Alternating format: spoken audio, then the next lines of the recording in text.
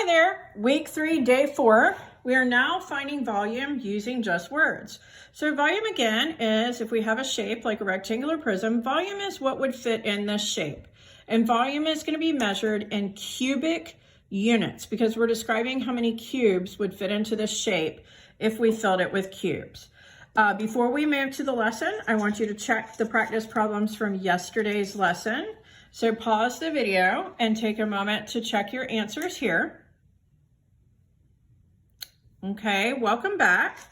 So now we don't have pictures, we have words describing the situation. So for example, we might have a problem that looks like this. What is the volume of a figure that is 2 inches wide, 3 inches tall, and 4 inches long? We're using our same formula. Volume equals length times width times height. Okay? So let's look at what we know. Do we know the length? Yes, it's 4 inches. Do we know the width? Yes, the width is 2 inches. Do we know the height? Well, the height is how tall it is. So the height would be 3 inches. So to find the volume of this shape, we don't even have a picture of it, but we can find the volume of it. We're going to use the same formula, the same method we've been using for the last couple of days. We're going to multiply the length times the width, 4 times 2, which is 8, times 3. And the volume of this shape would be 24 inches cubed or cubic inches. It's important that you put the units, and it's important that you tell me they're cubic units. Okay, let's look at another one. A rectangular prism has a width of 7 meters, a height of 4 meters, and a depth of 5 meters. What is the volume?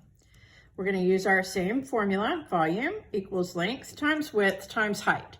Now, notice here that some of the wording that they use is slightly different than length, width, and height. But we still know it's a rectangular prism, and we still know it has 3 measurements. We've got width, that's labeled width. Height is height. This is the one that's different, depth. Depth is going to be your 3rd measurement, okay? So we know the depth or the length is 5. We know the width here is 7, and we know the height right here is 4. So we're going to multiply 5 times 7 first. That's 35 times 4.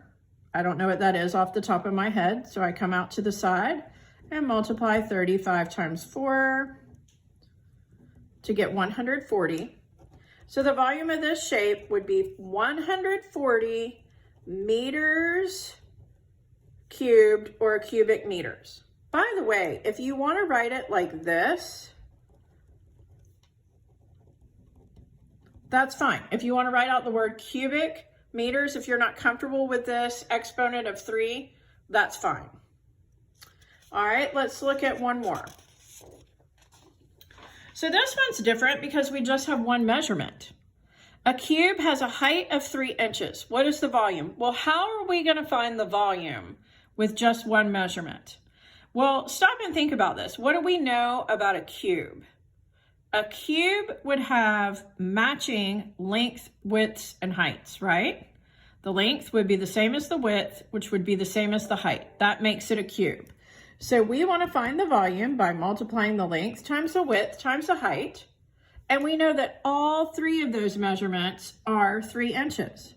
So the length is 3 inches times the width, which is 3 inches, times the height, which is 3 inches. So we're going to follow the order of operations. PEMDAS tells me to work this left to right because it's all multiplication. 3 times 3 is 9 times 3.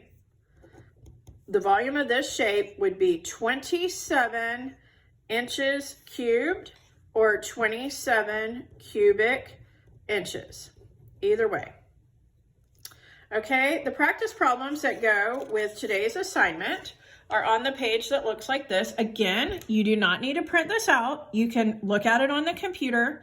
It has been emailed to your parents, and it is posted in Teams and on my website under the volume tab. And you are not turning this in. You're going to work these out on your own paper, and check them with tomorrow's lesson.